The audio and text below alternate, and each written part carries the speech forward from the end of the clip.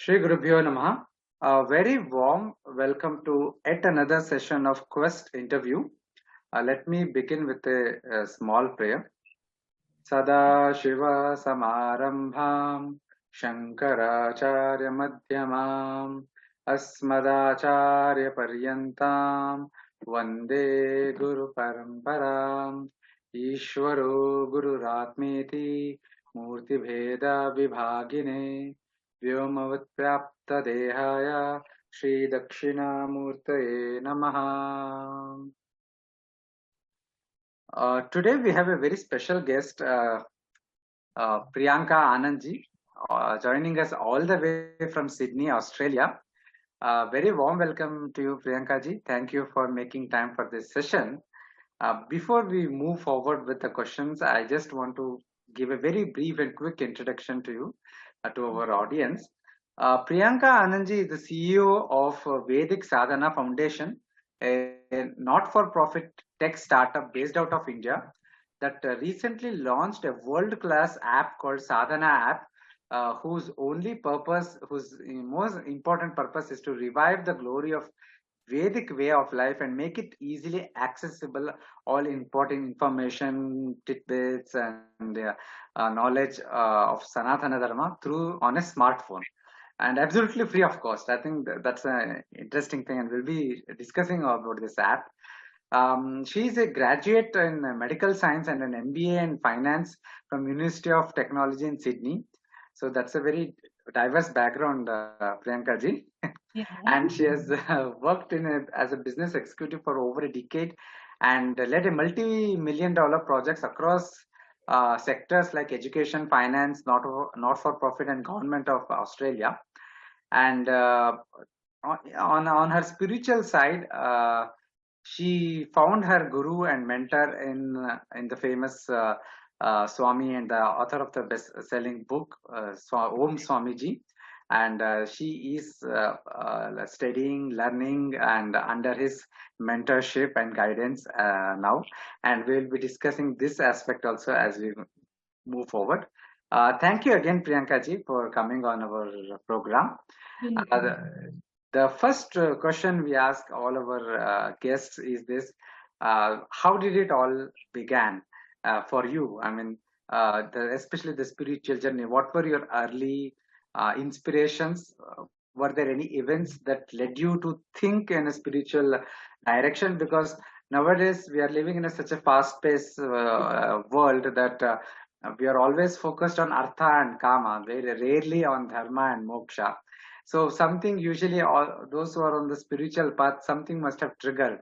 So I have found this usually. So, but it may not be the case also. But do share about your journey.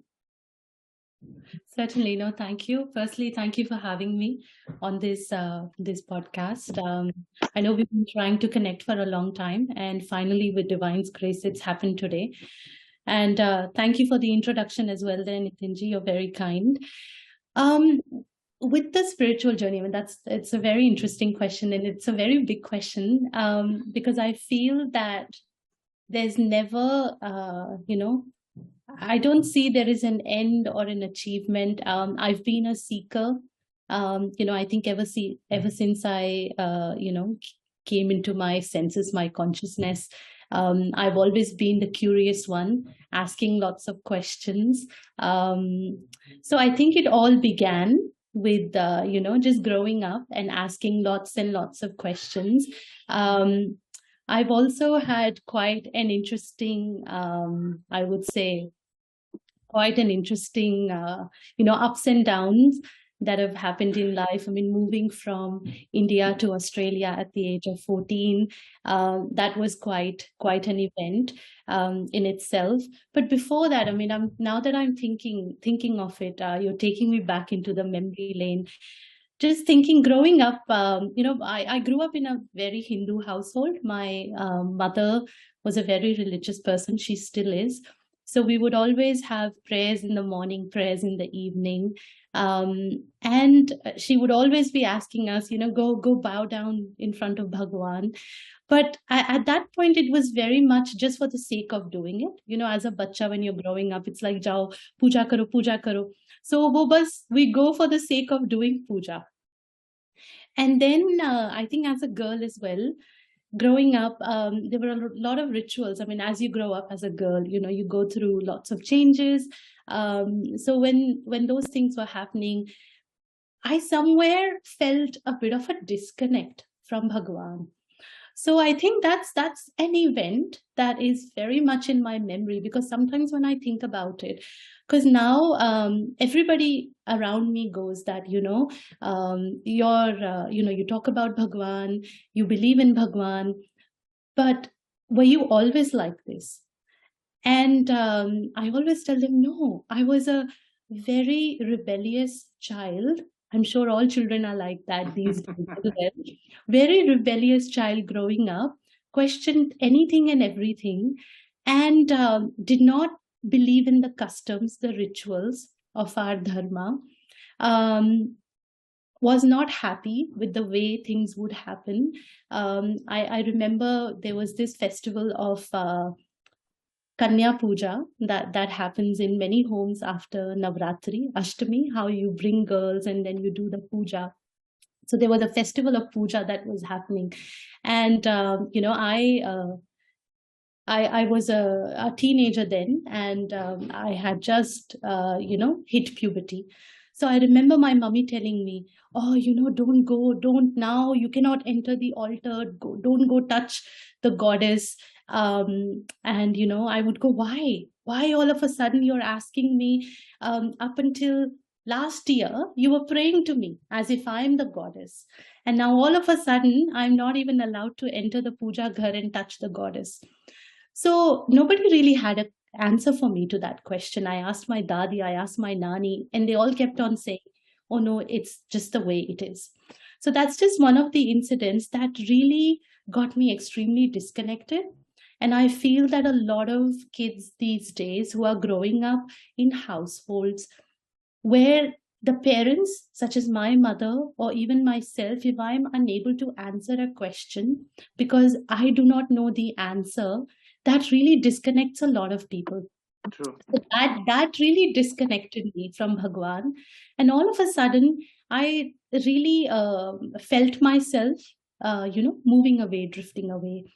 And then you come to a new country, and then, again, you're like, things are not always in your favor, new people, new school, new kids. So I went through that kind of change in life. And then, things happened in the future as well. So that I became one of those people that would be blaming God for everything that went wrong in my life. And I'm sure a lot of people do that as well. So over the period, I think it's just been a sheer grace of my guru, Swamiji, and, I guess my husband as well, because he was one of the most spiritual people that I came across. I mean, I saw people that were religious, but he was one of those people who I have seen devotion, as in, he was devoted. So that devotion made me question my own existence.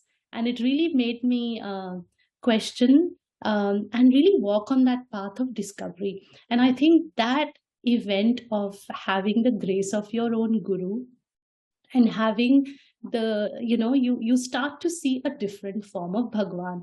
All of a sudden, when I started feeling that, I am responsible for my own actions. And over the time, I understood all the rituals. I mean, those rituals were created in olden days so that the women got to rest, because they would be doing a lot of work in the puja ghar. So, all of a sudden they're asking so that they're not entering the kitchen or the puja ghar, so they can relax and rest and take care of themselves. But I wish I had known that earlier. And even if I did, I don't know if I would have understood that. So walking that path of discovery, really asking those questions, and falling in love with, Bhagwan. And it hasn't been something that has happened overnight. I would say it's been a period of what, probably 10 to 14 years that I have really read, learned under the guidance of my guru, and really tried to work on myself. And most importantly, the one thing that was always pretty consistent from the start was that I really did not know what Bhagwan is or was, but the one thing I wanted to do was serve people. How do I become a better human? How do I add value into somebody's life? So for me, spirituality is very much of a service to mankind. And I guess, I don't know why I shared that event today. Maybe because Navratri was coming up, and at work we were planning about Navdurga, and that event is very fresh in my memory every time it happens. But the one thing that is so beautiful about our Dharma, if I must say, if you look at all the different faiths and all the religions out there, I think we're the only one that celebrates the goddess more than anybody. We're the only one that really brings her home, adores her as a mother, and, she's the mother of the universe. So that is the most beautiful thing. And I wish that as we grow older, and with the help of my guru, and there are so many other gurus out there, that people really walk on this path of discovery, walk on this path of transformation, because they will have answers to their kids. And if they do, then those kids would probably find that anchor of truth from the start. Like it took me good 14 years to do that. I wish that every child does that now. Sorry, that was a very long answer to your question, and I'm not even sure if I answered your question or not. But it was a very interesting answer, and even without answering, you answered a lot, I would say. I might share one thing that on the particular issue of menstruation and the practices, I have written a 300 plus page book titled Menstruation Across Cultures. So, whose purpose was to answer that question, why and what, specifically of Hindu Dharma, but also a comparative study of with other religious practices also. So, just keeping it out, perhaps you would be interested to check it out. I would love to check it out, because I think it's something that, I mean, I've asked around, a lot of girls, a lot of kids that grow up, and a lot of us have those questions, and it's always good to have those answers. And I have a daughter myself, so if I'm able to educate her and give her those, that knowledge from the start, then she wouldn't go in that path of becoming a believer and a non-believer and then back to a believer. But I guess it worked in my favor, because my faith is not secondhand. It's I hope that I'm able I think that's a very interesting statement, that that our bhakti, our faith, we should make it first hand experience rather than a hand me down thing. With that note, let me move forward with the next question. Tell us about how you met Om Swamiji, your experiences with him. At what point in life did you come to know about him, and the whole thing, the Guru Shishya aspect? Please do share with the audience. Absolutely. I don't know if one call is enough to really talk about Swamiji. There is so much about him. I mean, there is so much written about him as well. One of his foremost disciple wrote a book, Om Swami as we know him, Sadhvi Vrinda. And then she wrote another one about a prayer that never fails. I mean, those two are my most cherished books. So, if I'm unable to capture him on this call, I would encourage your viewers and listeners to really get their hands on those two books, because really it talks about, it's just beautiful stories. There is another one called A Book of Faith, which also has stories from a lot of people. So I mean, that's the I guess there are many sides to Swamiji. I've been very blessed, and I feel one of those, chosen one. God has been very kind that I was able to experience, the devotee side of him, as in, me being a devotee, then also his disciple. And now I guess, working so closely with him on the Sadhana app. So my journey to him is again via my husband, because my husband's family, knows Swamiji from his younger days, non-renunciant when he hadn't renounced. So that's how I got to know about him and got to meet him. However, whenever somebody's asked me that, oh, you know him for so many years, I always tell them that no, I don't think that's true. Although he was there and he's always been there. However, I really feel that I know him the day he accepted me, as in he initiated me, and he accepted me as his disciple.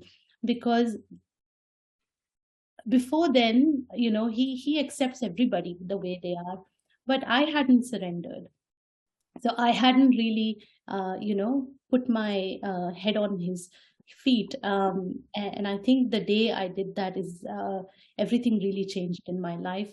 I mean, though I still remember, and he says that also at the end of most of his discourses. I mean, there was one that happened in Sydney recently where, at the end of the discourse, he said to everybody that, if there is one thing constant, then that is, that I am there watching over you. So those few words that, I am there, I am watching over you, means a lot. It means a lot to somebody who is going through a difficult time. It even means a lot to somebody who is extremely happy.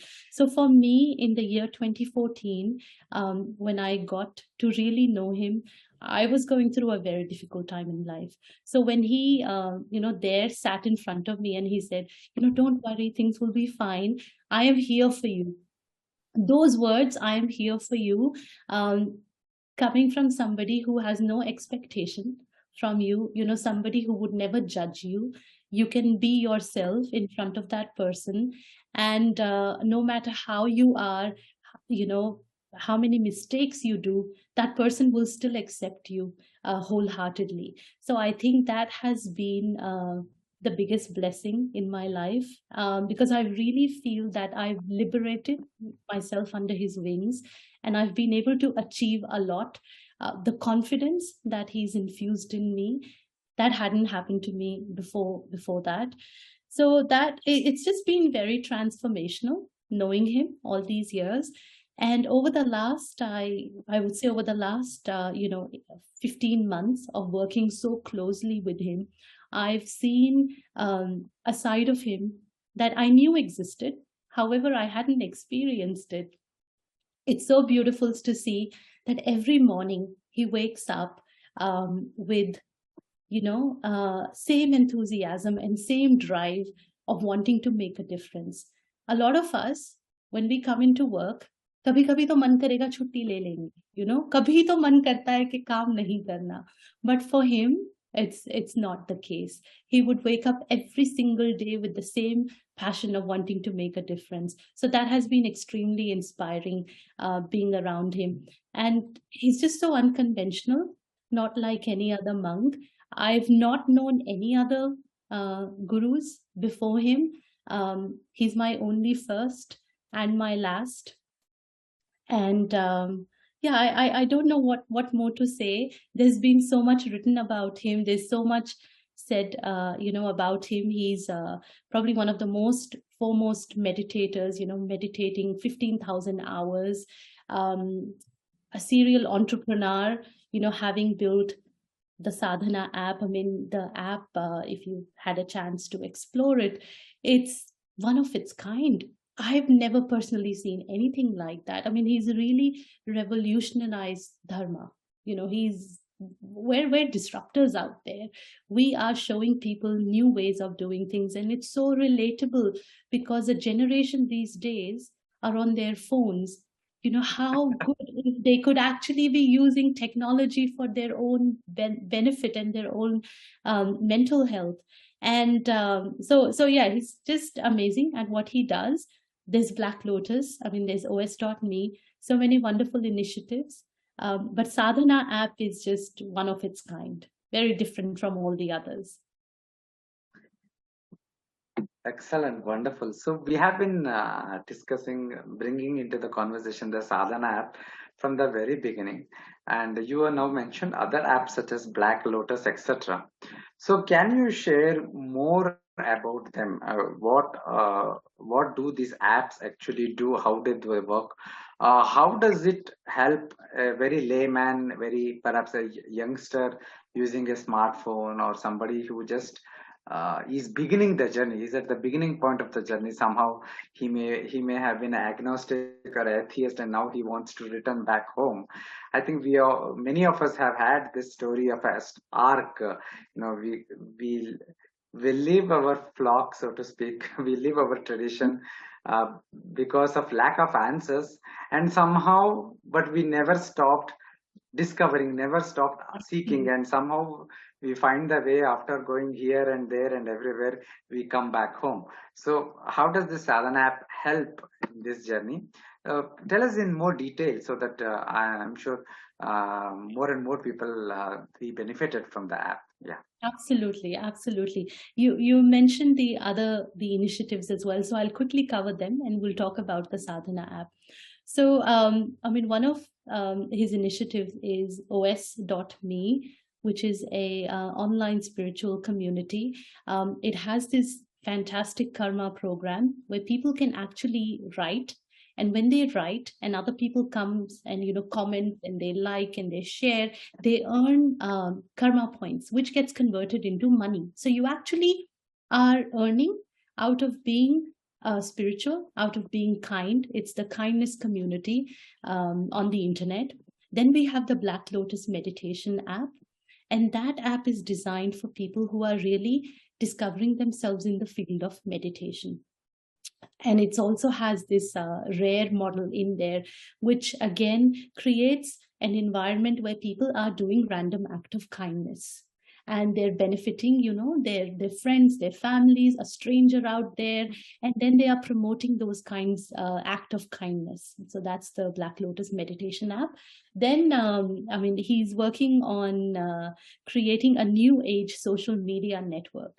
So think of the age that we're living in these days, where kids, especially the future generation, have become so conscious about themselves. I mean, I see young girls using filters because of what they see, what they perceive is not real out there, and they're trying to fit in.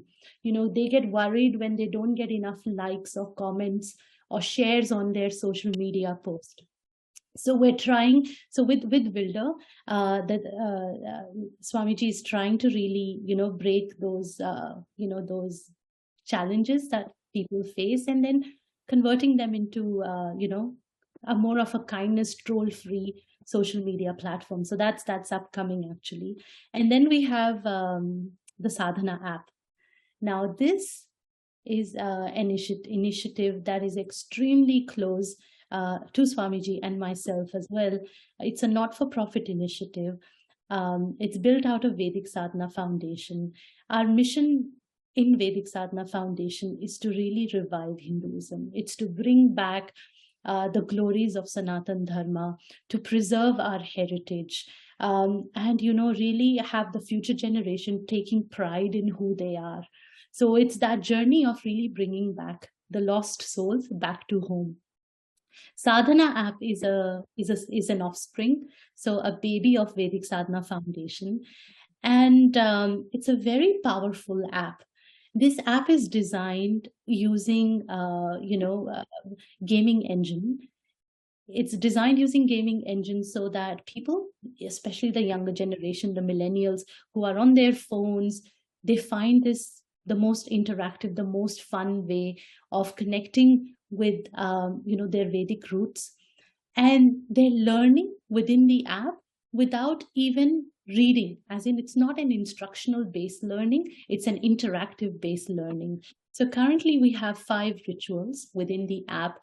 So somebody that's starting out, I mean, a beginner who does not know what are the 16 steps of doing a puja, they would come into the app, they would do a Nitya Puja. There are 3 types of pujas we offer. There's explanation about what these pujas are, how you would do it.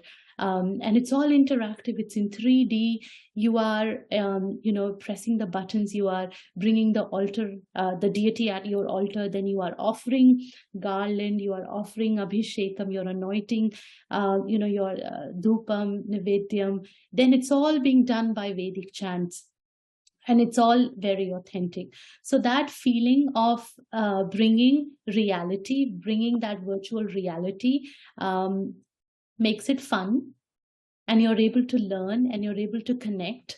So that's the the technology behind the Sadhana app. And the mission is, as you said in the introduction, is to revive the Vedas. It's to revive that Vedic wisdom, and it's to really bring back our children, the youth of today, into doing, and learning about our rituals, about information that is in our scriptures. And because most of it is in Sanskrit as well, a lot of kids these days, I mean, the schools don't really have an emphasis on Sanskrit as a language. So they are not learning about it. And when it's not something that you easily understand, you kind of forget it.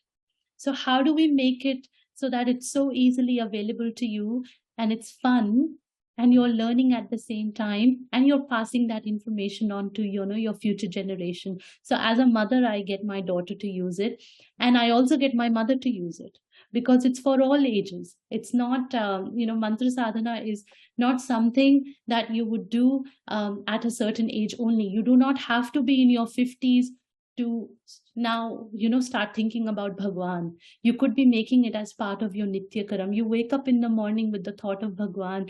You do those things in and out every day. Things that you are doing, your karma is, you offer everything. And I feel that's the biggest empowerment of our culture and spirituality as well, where any act that you do becomes an act of offering. And even within the Sadhana app, your Nitya Pujas, Yagyas, Japas, you could be doing everything, and you could be doing it into a very virtual reality. So you don't have to go to the Himalayas to meditate. The Himalayas are coming into your home. That's very interesting. I have a follow-up question on what you just said about how the Sadhana app simulates virtually the whole puja procedure, and the brings that IT app and all. So can you share more on this? That what is Swamiji's vision? Is the app meant to kind of interactively teach people to how to actually do sadhana, so that they go back home and they actually perform the sadhana? Or is the conception that this is a new replacement for the actual sadhana?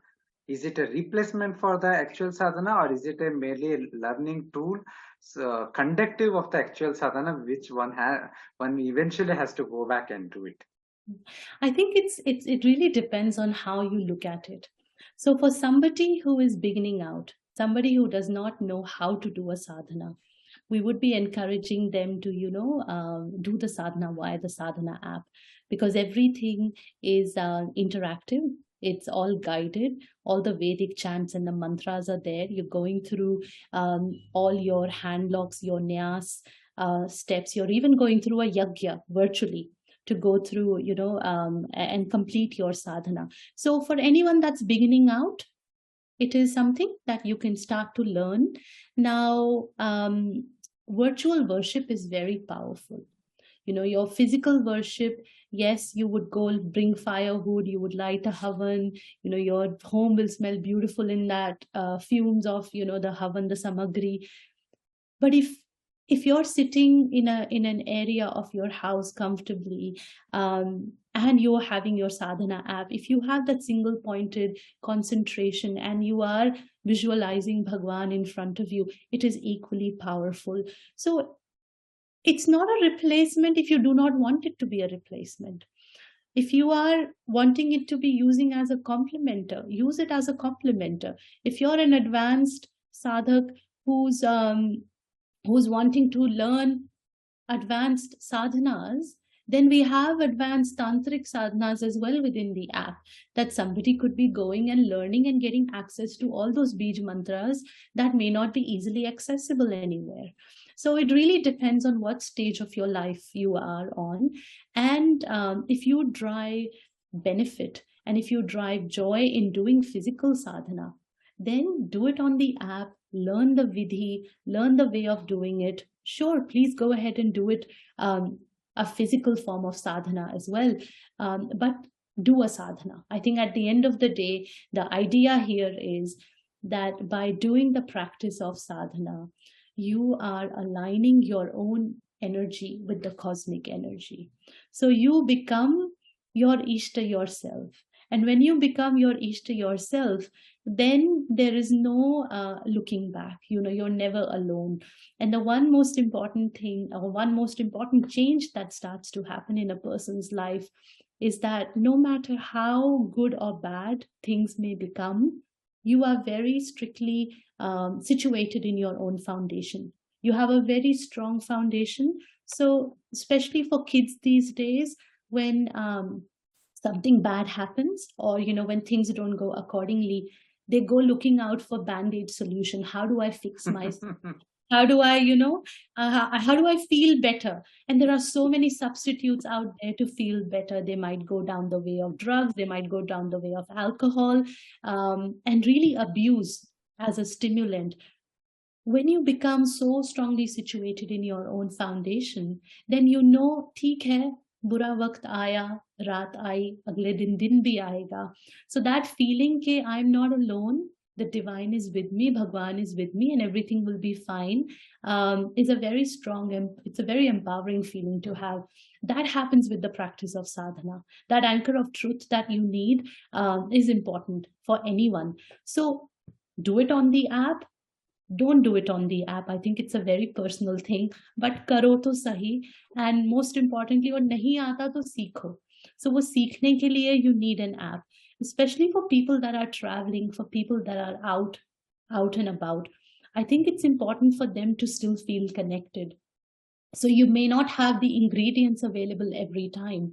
Like I remember doing a physical form of Navdurga sadhana, sitting here in Australia in the year 2020. COVID had hit and I needed red sandalwood. Now I'm thinking, where do I get red sandalwood from?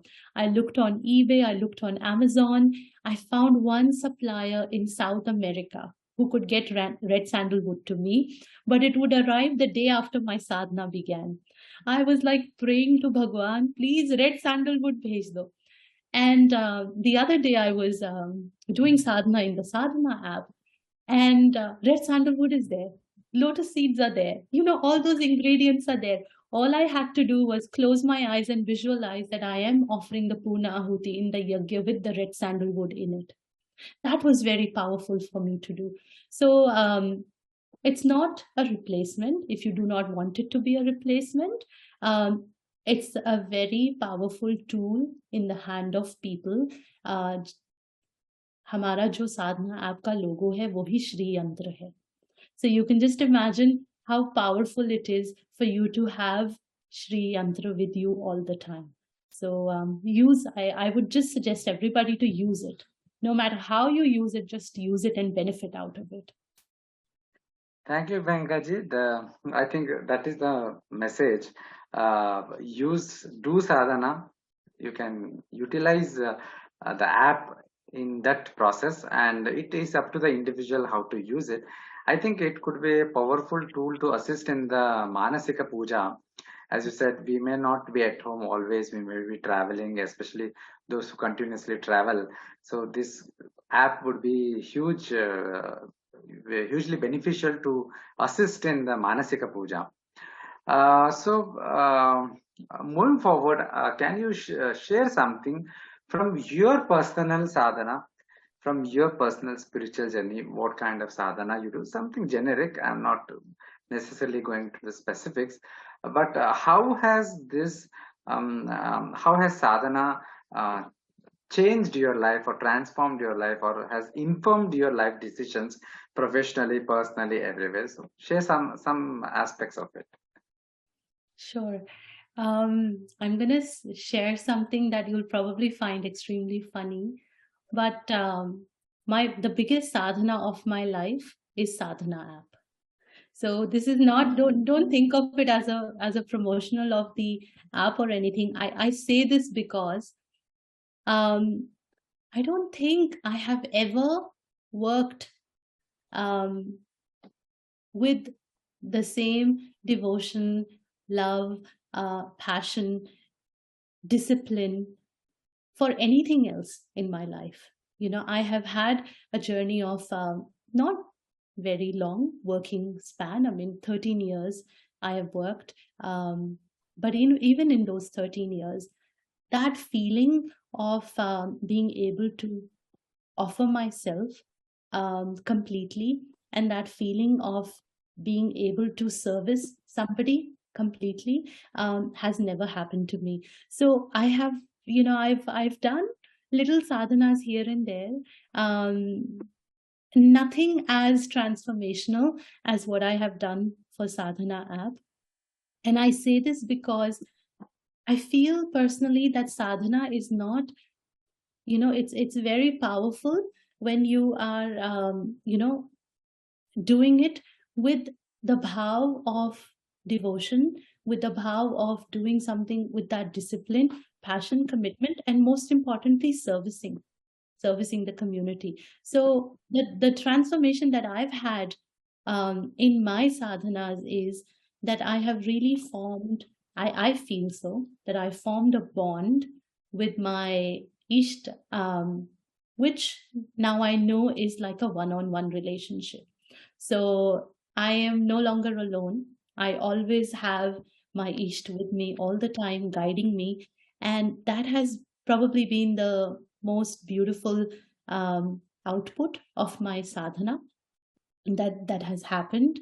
Apart from that, no, I'm not really somebody who can really speak on sadhanas. I'm a very normal person, like a normal who's still discovering, who's still learning.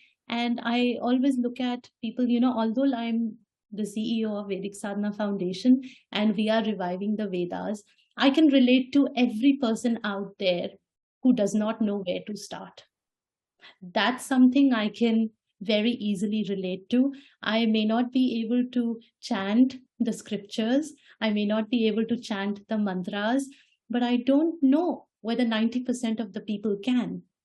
So for the 90% that cannot, that's who I am. I am, so I don't really have any sadhana accomplishments behind me apart from launching the Sadhana app. And this is my biggest sadhana, and I just want to take it home to everybody who was very much like me, that doesn't know where to start. And over the time, if they can create a discipline and really, do everything as an offering to Bhagwan, then that will become their sadhana. So I don't know if that answers the question, but yeah, that's the best I can answer. Thank you, Priyanka ji. I think the whole conversation has been very interesting, very fantastic, I would say. I think this app is really revolutionary in some sense. And this app is available on all the Play Stores everywhere. It is, yes. Yeah. So it's available on Google and Apple as well. And there's no subscription. So, I would encourage all your viewers to give it a try. Give it a try, see if they like it. There's nothing to lose here. The only thing there is to benefit. Okay, wonderful. That's wonderful. So one final question before we wrap up this session. What are the other activities of the Vedic Foundation? Sadhana app is of course one of the most important contribution, but are you involved in any other projects, any other activities as well? So for now, we are starting out. Our app was launched on the 1st of March. So the focus is very much in strengthening this adding new features, adding more benefits. So, we're able to offer more to people. It's currently in English and Hindi. We're wanting to bring it out in more regional languages. So there will be a lot of focus on the development of the app, because if we're able to transform life of one, young generation, one person out there, then we feel that that person will be a catalyst in bringing many people back to dharma, bringing back to their roots. So it's so our focus has been on the Sadhana app, but there is a lot more that is there to come out of Vedic Sadhana Foundation as an organization. There is a lot of work that needs to happen on the bigger mission of the organization, which is beyond the Sadhana app, and also in the for the kids, for our children as well, there is going to be a dedicated focus there. Plus, I mean, wherever there is an opportunity, we love to support. Recently, we came across an opportunity with Chess Base India. So there were 3 chess players that we sponsored, and one of them became the 76th Grandmaster of India, so Grandmaster of Chess of India. So very proud of his achievements. So, I mean, whenever there is an opportunity as such where we're able to really foster and benefit somebody, we tend to do it. But right now, it's just making sure that the product is fabulous and, it's appreciated by everybody and also used by everybody. That's wonderful, Priyanka ji. And I wish great success for the organization as well as for the app. And I hope millions of young Hindus would benefit from it. With this, I again thank you on the behalf of all our audience, all over our organization, Advaita Academy Indica Moksha, for making it your time for this session. And I hope to be in touch with you, to collaborate with you in future also. Thank you very much. No, thank you so much. It's been a pleasure having, thank you for having me, and it's been a pleasure speaking to you. So look forward to more and more interactions in future. Thank you. Viewers, with this, we conclude this session. Do follow us on Facebook, Twitter, and Instagram for more updates about our upcoming events. Thank you. Shri Guru Bhyo Namaha.